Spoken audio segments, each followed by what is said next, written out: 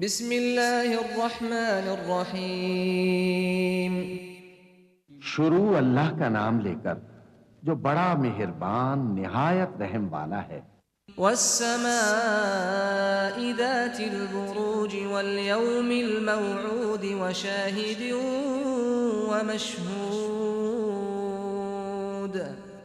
قتل اصحاب الاخدود النار ذات الوقود اذ هم عليها قعود وهم على ما يفعلون بالمؤمنين شهود وما نقموا منهم إلا أن يؤمنوا بالله العزيز الحميد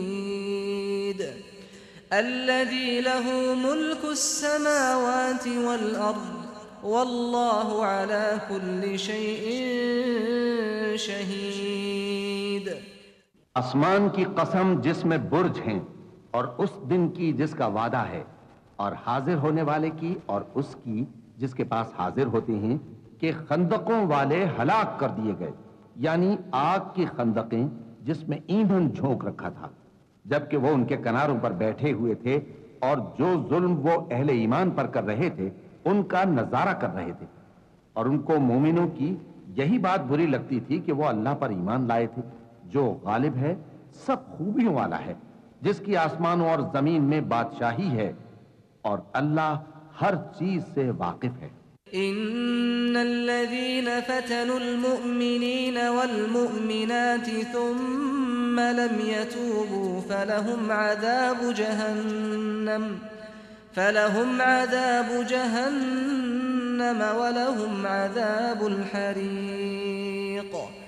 ان الذين آمنوا وعملوا الصالحات لهم جنات تجري من تحتها الأنهار ذلك الفوز الكبير۔